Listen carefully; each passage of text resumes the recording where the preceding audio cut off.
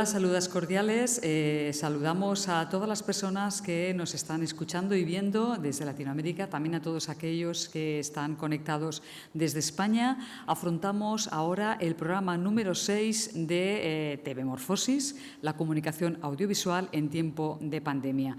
A partir de ese momento vamos a hablar de experiencias y buenas prácticas durante este periodo. La verdad es que la pandemia ha situado a los medios de comunicación frente a un reto de responsabilidad social, pero también en una situación de gran competencia e inversión, justamente en un momento de crisis económica en que es difícil afrontar grandes inversiones presupuestarias. Nos planteamos en esta mesa si los códigos deontológicos, la norma ética, han estado presentes en la cobertura de esta situación que desafortunadamente aún perdura y va a perdurar durante cierto tiempo. También queremos preguntarnos en este debate si ha habido diferencias de cobertura entre los medios privados y los medios públicos. Y en esta situación de gran competencia, también de gran incertidumbre y coexistencia de medios tradicionales y de medios digitales, también queremos preguntarnos en esta mesa en la que confluye el mundo académico y el mundo profesional si se ha hecho una convergencia en las grandes empresas periodísticas. Están con nosotros Marta Cerame, de EFE Televisión, Ana Romero, de la Universidad San Martín Porres de Perú, y Edorta Arana, de la Universidad del País Vasco de EITB. Pero vamos a ver una semblanza profesional y académica de nuestros participantes.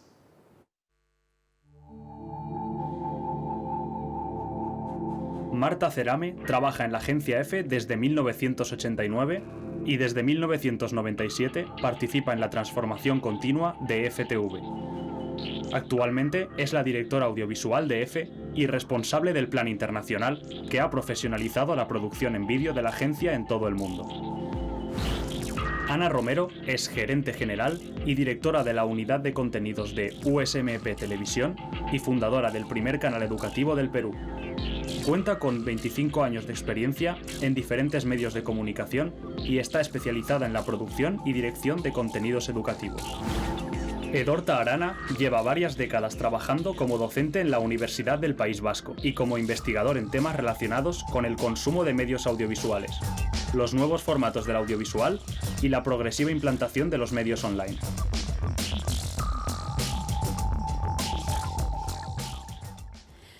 Bienvenidos a los tres a esta mesa de debate y vamos a poner ya sobre la mesa, vamos a empezar con Marta Cerame. Buenas tardes.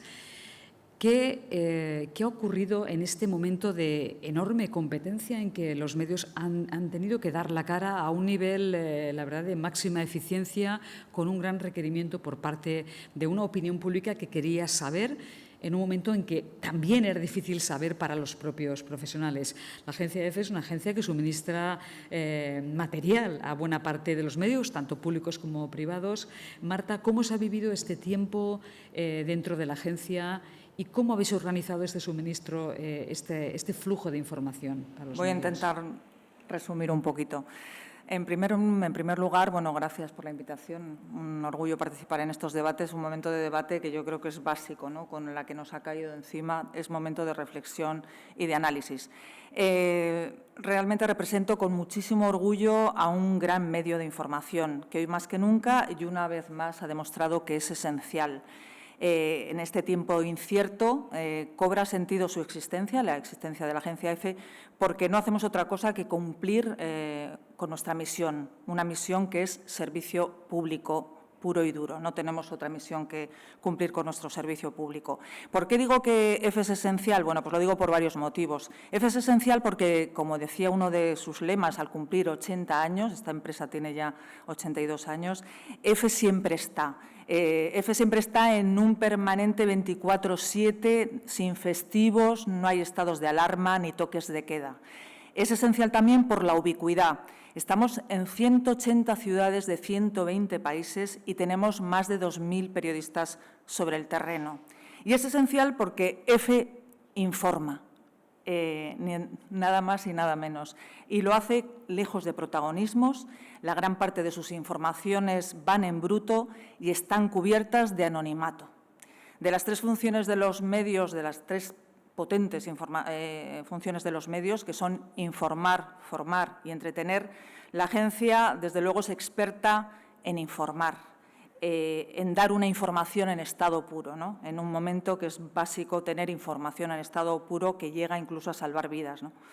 A pesar de lo difícil de esta situación, motivada por la pandemia, yo creo que tampoco influye tanto en el ADN de nuestra profesión, ¿no? Los periodistas nos movemos bien en las crisis y en la incertidumbre, porque ¿de qué hablamos los periodistas si no? Y lo mismo que en las guerras vamos en dirección contraria a la lógica y vamos camino a la zona de conflicto, ahora tenemos que salir a la calle para buscar la noticia, obtener respuestas y brindarlas a nuestras audiencias que ahora están totalmente confinadas, ¿no? A EFE le preocupa seguir cumpliendo años, os digo que tiene 82, pero le preocupa adaptarse a los nuevos tiempos y quiere que la marca evolucione, manteniendo sobre todo la calidad, pero también la F de fiabilidad. Somos un medio fiable, queremos seguir siendo fiable.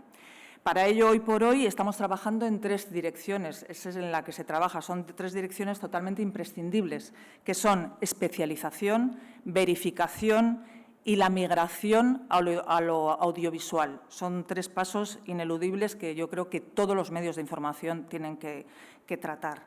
Cuando hablo de especialización, bueno, pues la pandemia que ha hecho, pues ha llevado por primera vez en mucho tiempo a la ciencia a las portadas, ¿no? La ciencia ha pasado a un primer término informativo y los tertulianos han dado por fin paso a los expertos. Necesitamos expertos.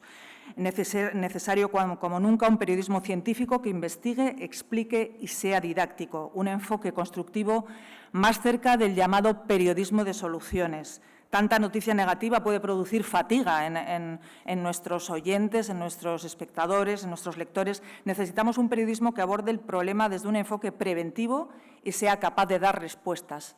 Bueno, en esta línea nosotros hemos trabajado en webs temáticas y en canales verticales que son especializados en ciencia, en ecología y periodismo ambiental, como es F Verde, o el canal de salud que se llama F Salud.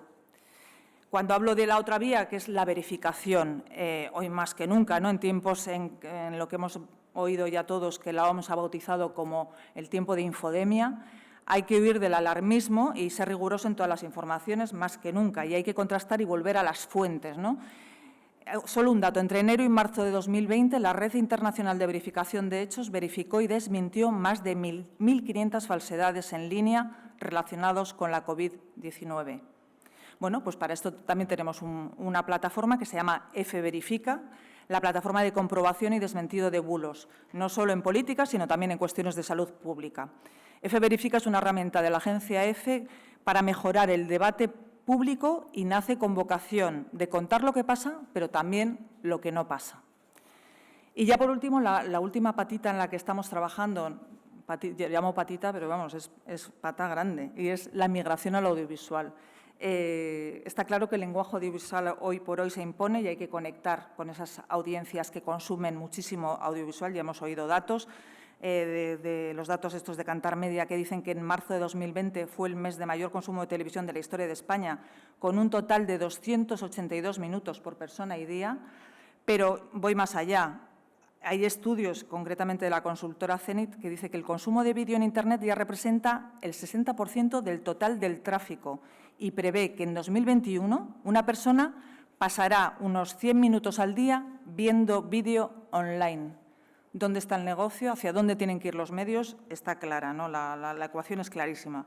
Nosotros lo teníamos claro y desde hace tiempo la agencia EFE, que ha sido siempre conocida por ser una gran agencia de texto y de foto, ya desde los años 96 se creó una agencia de noticias nacional de televisión, pero desde el 2007 venimos trabajando en hacer realidad y poner a la altura de texto y foto, poner el vídeo. Hoy ya es el día en que competimos en las grandes ligas con Reuters, AP y France Press también en vídeo. Las imágenes de EFE en todo el mundo llenan los informativos de las principales televisiones nacionales y importantes medios internacionales. Bueno, yo creo que hasta aquí, luego ya si queréis Gracias, Marta Cerame, de F Televisión. Ideas importantes, ese aumento del consumo de vídeo en Internet y muy interesante también la iniciativa del Verifica como recurso para aumentar la credibilidad y la fiabilidad en un momento justamente en que las audiencias requieren informaciones de las cuales poderse fiar. Hablamos en esta mesa de experiencias y buenas prácticas. Ana Romero, de la Universidad San Martín de Porres, en Perú. Buenos días. Quiero empezar la invitación por esta invitación. Para mí es un honor representar a la Universidad de San Martín y nuestra experiencia de ser el primer canal educativo. La Universidad de San Martín de Porres tiene 58 años al servicio de la educación del país. Y este proyecto de televisión educativa nace con iniciativa de nuestro rector, el ingeniero José Antonio Chávez, quien fuera exministro de Educación, y él se quedó con muchas ganas de hacer muchas cosas por el país. Y es así como toda esa experiencia de su conocimiento de los problemas de la educación lo traslada a este proyecto, porque tenemos una baja calidad educativa, nace también a raíz de que los exámenes PISA estábamos en los últimos lugares, las huelgas magisteriales, no teníamos la experiencia en el Perú de una televisión dedicada a 4 horas de producción netamente educativa asociada al currículo nacional del Ministerio de Educación. Es así como empezamos a desarrollar los cursos de Ciencia, Tecnología y Ambiente, Historia, Geografía y Economía, Comunicación, Matemática, y sobre todo para aquellos alumnos que ya estaban prontos a salir de la escuela, los alumnos de tercero, cuarto y quinto de secundaria. Hicimos una investigación con una empresa donde preguntamos a los alumnos, a los maestros y a los padres, ¿no?, qué pensaban de este tipo de televisión. Y realmente con mucho agrado recibimos que un 97% de las personas dijeron que necesitaban este tipo de programación. Iba a ser este canal es una herramienta que los chicos iban a tener paralelamente a sus clases escolares. Nosotros nacimos en el año 2011. Cuando llega la pandemia, ya teníamos contenidos asociados a la educación nacional. Entonces nosotros, la pandemia no nos agarra desprevenidos. Teníamos gran cantidad de material ya para que los alumnos puedan no perder clases. Así que el inicio del año escolar, el 16 de marzo, se da la pandemia y nosotros al día siguiente ya estamos con esta plataforma, con este canal educativo, y el Ministerio de Educación nos llama, nos convoca y nos invita a participar en la estrategia del gobierno llamado Aprendo en Casa. Entonces nuestros contenidos están ayudando a los niños que están ahora actualmente en sus casas recibiendo clases virtuales. Entonces, para nosotros es una satisfacción, es un orgullo que los contenidos que hemos venido trabajando a lo largo de estos años hoy están beneficiando a muchos niños del país, ¿no? Gracias, Ana Romero. Interesante esa iniciativa porque justamente describías este escenario de clases virtuales que como mínimo se va a prolongar en buena parte del mundo durante cierto tiempo, y es muy interesante esa intervención de los canales de televisión como herramientas para ayudar a los estudiantes y, en cierta forma, para ayudar a superar con un poco más de eficacia este periodo tan incierto que tenemos que asimilar y que tenemos que intentar en que no se detenga ni la rueda de la enseñanza ni la rueda tampoco de la energía positiva para transitar en este periodo todavía de duración indeterminada. Nos vamos al País Vasco. Estamos hablando de buenas prácticas. Edorta Arana es académico, pero también muy buen conocedor del mundo profesional de la televisión.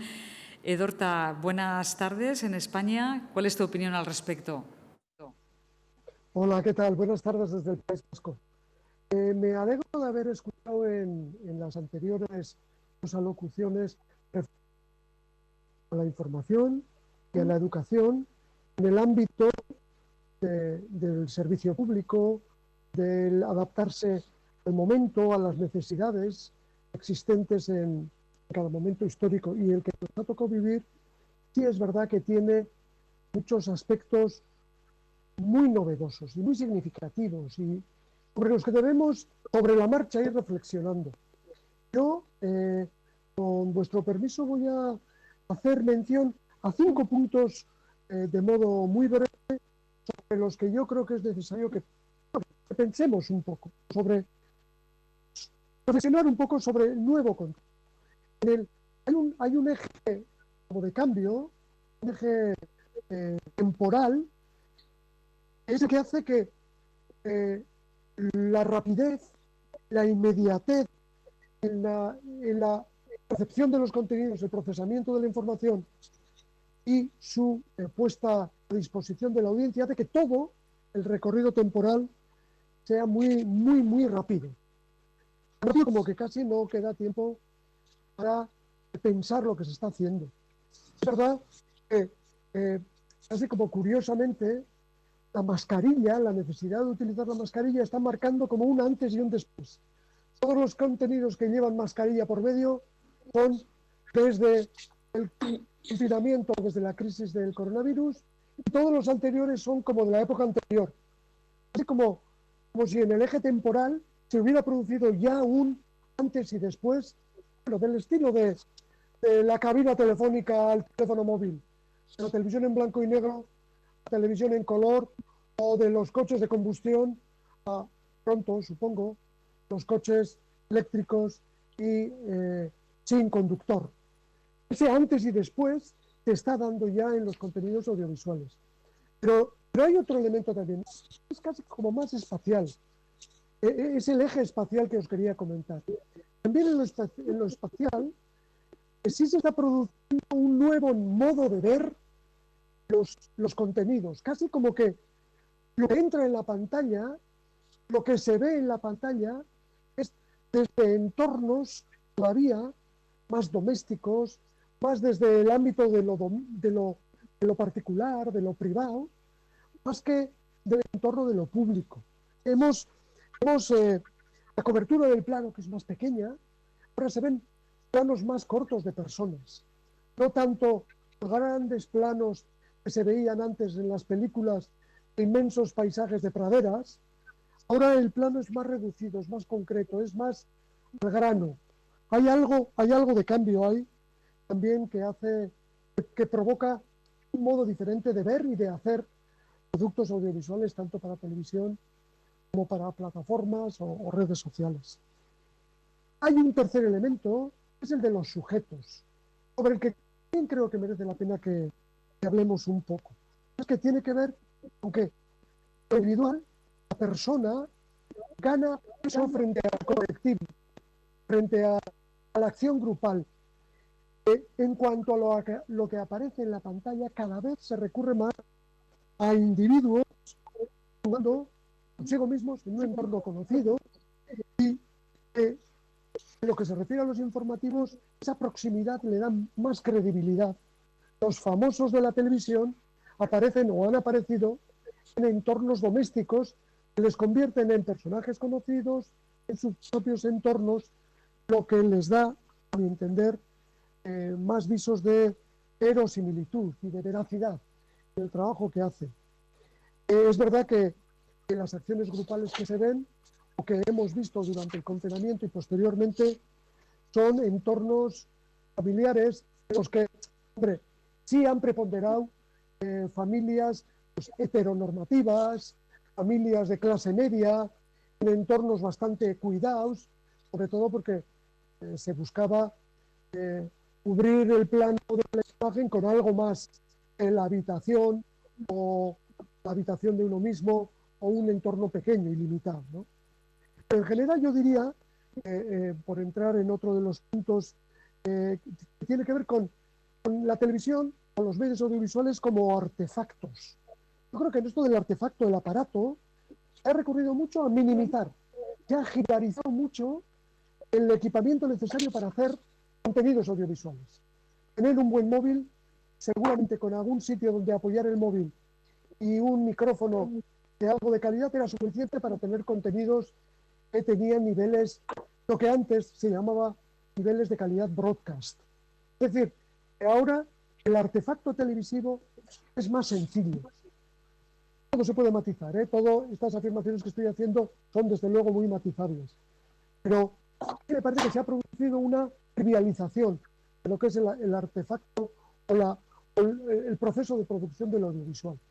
Ahora bien, estoy diciendo que en cuanto a las audiencias, sí es verdad que se detectan algunos cambios que son bonitos, por lo que dibujan un escenario nuevo. Yo creo que se ha pasado durante todo el tiempo del confinamiento, posteriores restricciones, la presencia en las calles o la asistencia a eventos sociales, se ha producido una tendencia del móvil, de la tablet, el consumo individual, al consumo colectivo en el salón de la casa o en la cocina de la casa, la pantalla grande de televisión.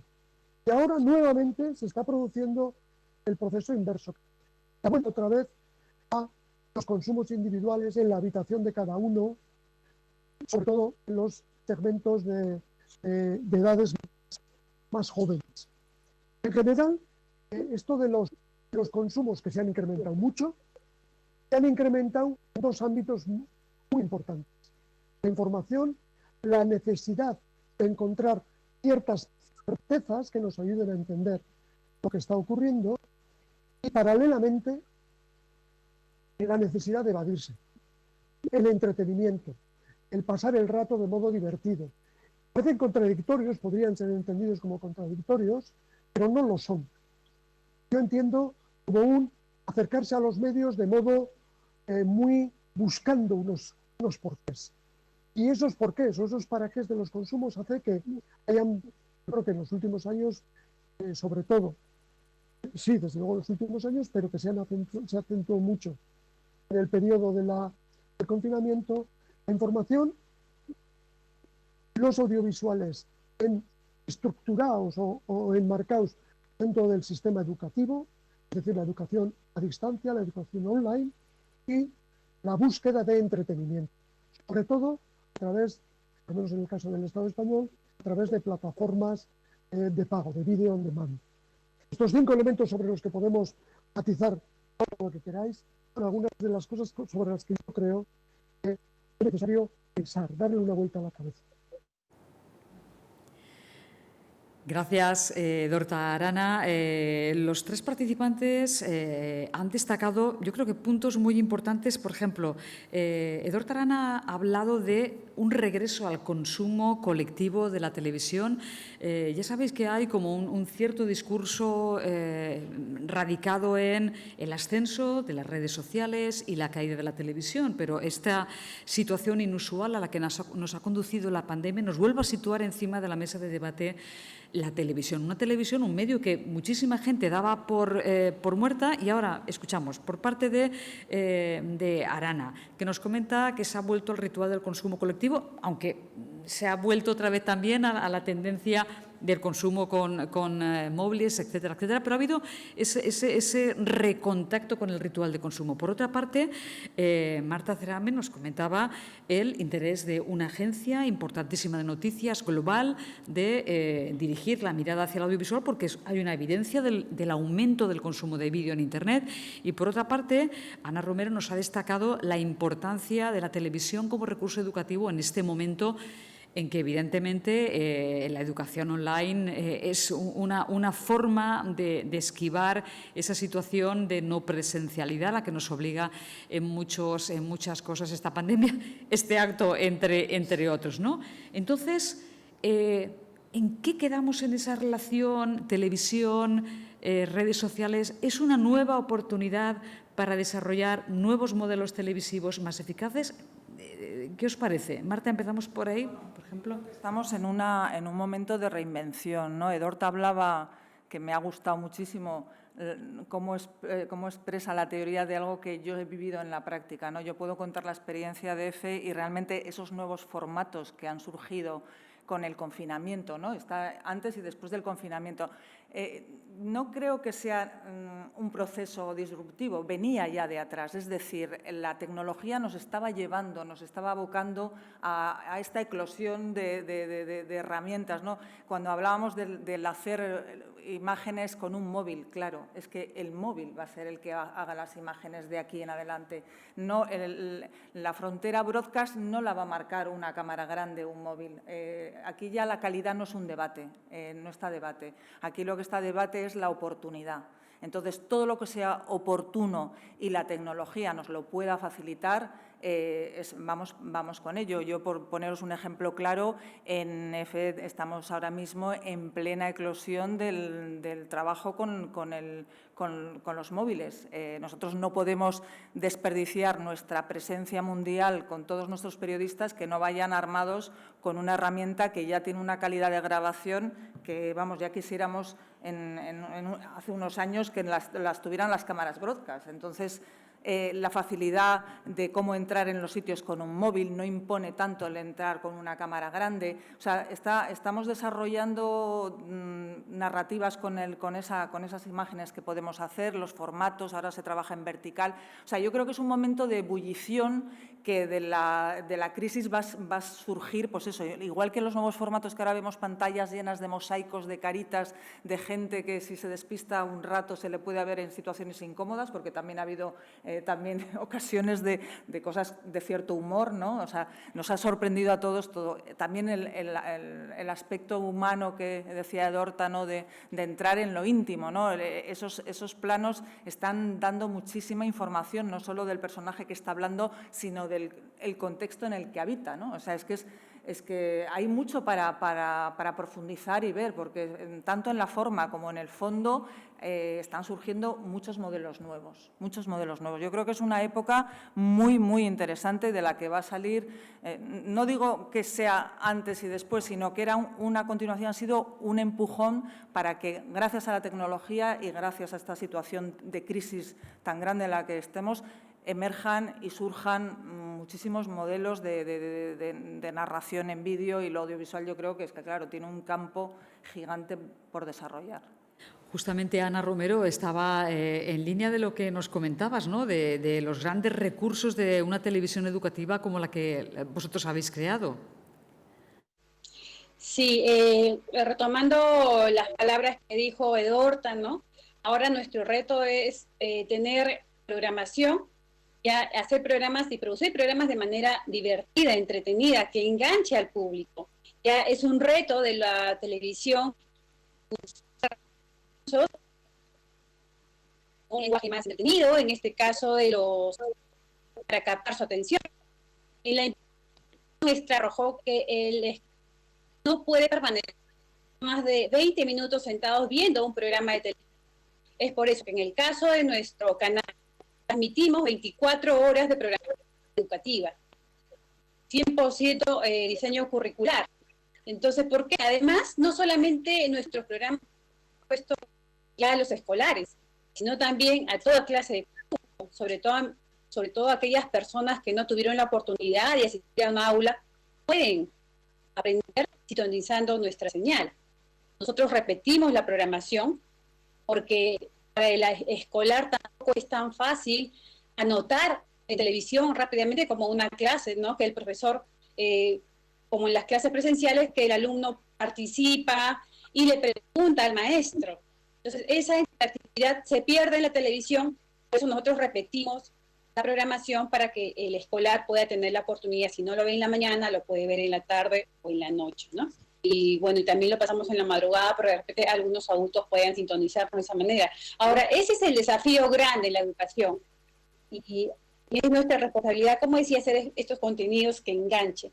Una tarea obligatoria, ese es nuestro compromiso. Vamos a seguir trabajando para acortar estas brechas. Además que la televisión es una herramienta que también, unido a las redes sociales, a las páginas web, a la computadora, a los teléfonos inteligentes, los alumnos puedan acceder a estos contenidos que van a ayudar a tener una mejor educación.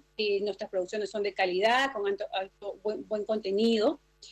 Y ahora el gran reto para nuestro país ya es el tema de la conectividad.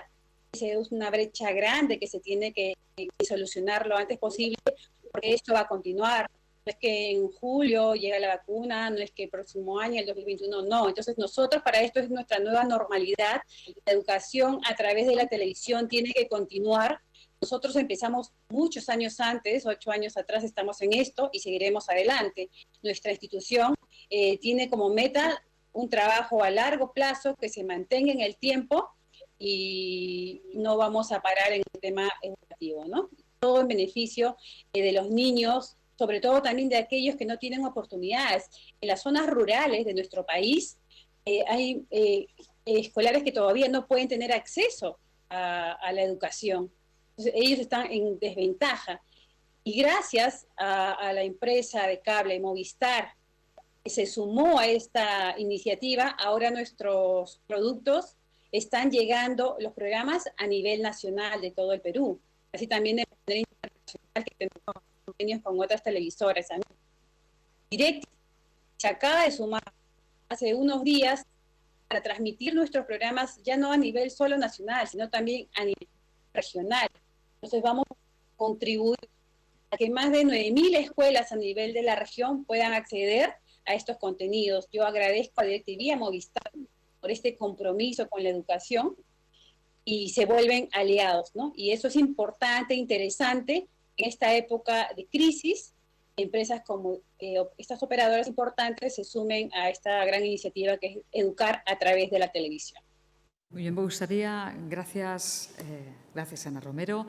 Hemos estado hablando de participación, hemos estado hablando también, Eduardo hacía referencia a esa aparición, inclusión de los ambientes privados, domésticos, con esa aparición también de nuevos sujetos en los discursos, nuevos portavoces, a veces no siempre suficientemente verificados, a veces con una notoriedad excesiva o como mínimo inusual para lo que es la confección de la agenda mediática habitual. Quería plantear una pregunta a los tres, estamos ya en la última parte de nuestro debate.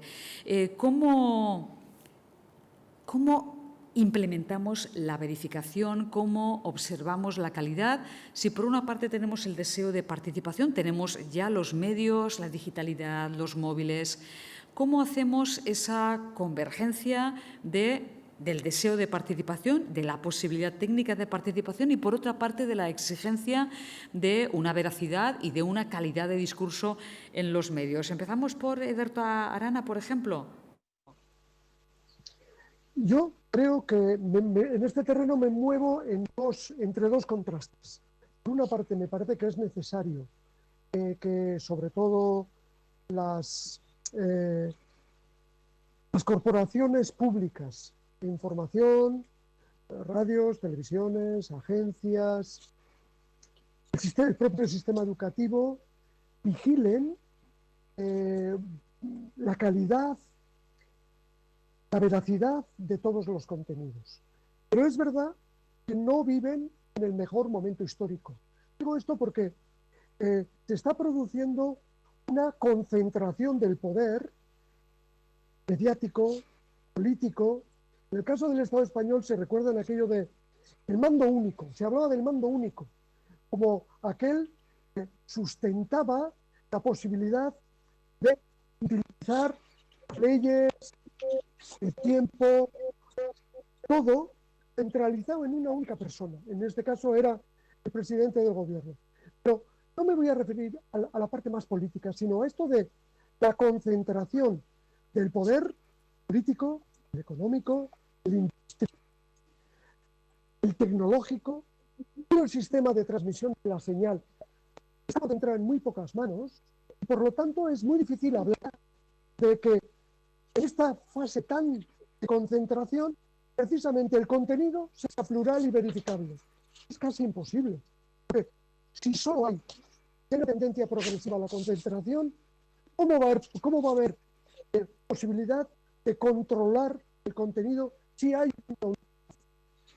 Por lo tanto, creo que en esta especie como de contradicción en la que es necesario que cada vez tengamos la posibilidad de contrastar en los contenidos, hay que ampliar el abanico de emisores, con el riesgo de que muchos de ellos no sean más que fake news. Pero creo que hay que correr el riesgo de ampliar la cantidad de usuarios de las redes sociales, de los medios de comunicación, domésticos, individuales, de colectivos, de grupos, de asociaciones, de movimientos sociales, de instituciones públicas, académicas, de todo tipo. Solo desde la pluralidad existirá la posibilidad de que esos contenidos cubran el abanico de distintas versiones. No corremos el riesgo de que solo haya una. Ana Romero. Sí, nosotros, por ejemplo, en el caso de nuestros contenidos, no solamente nos hemos quedado en el tema de que el alumno vea la televisión, sino vamos más allá. Entonces, ¿cómo verificamos que los alumnos están aprendiendo realmente? Si no le damos un seguimiento, por ejemplo, dijo que todos los alumnos pasan de año. Yo creo que eso no nos garantiza si realmente el alumno aprendió, porque todavía no terminan las clases que es en el mes de diciembre, y ya se dijo en octubre que los niños pasan todos de año. Entonces es algo todavía que se tendría que discutir sobre si la decisión fue correcta o no. Nosotros hemos hecho una plataforma que hemos diseñado, que no solamente el alumno, después de ver nuestros programas, puede acceder a unas fichas pedagógicas para que continúen con su aprendizaje. Estamos trabajando con un dispositivo donde el alumno se pueda conectar con el maestro y facilitar, si el alumno ha avanzado en este tipo de educación a través de la televisión. Entonces los dispositivos se van a conectar con los maestros y profesores, y los alumnos envían todo lo que aprendieron, y hay una interactividad. Entonces nosotros lo llamamos la nube educativa, donde vamos a almacenar todos los contenidos educativos para que puedan ser accedidos desde las zonas más alejadas. Pero siempre tiene que haber un seguimiento. El aprendizaje puede estar en el aire, pero no hay un seguimiento, porque ¿cómo podemos saber cuánto ha avanzado no la educación, o cuánto los niños, qué porcentaje están aprendiendo? Entonces es un reto que también es para el Estado, para nosotros como institución, que estamos preocupados siempre por el problema de la educación. Y bueno, como les dije, seguiremos trabajando en estos contenidos, y los trabajos en educación y televisión ahora no tienen que ser de manera aislada. Debe haber un compromiso de las empresas privadas, así como las nuestras, las instituciones públicas, que trabajan en conjunto, porque los trabajos en educación hay, pero se hacen de manera aislada, ¿no? Entonces, si se junta y sumamos y nos juntamos todas las privadas, el tema de la educación va a ser importante, y como sabemos todos que la educación es la base para que uno económicamente, y darle oportunidades a los jóvenes, sobre todo porque en ellos está van a recaer los destinos del país, que es la economía, ¿no? Gracias, Ana Romero. Y en un último minutito, ¿qué valoración hacemos desde la posición vuestra de una agencia internacional? Os lo he contado al principio. Tengo la suerte de representar a la agencia EFE, que si hay algo que la caracteriza es la palabra fiabilidad.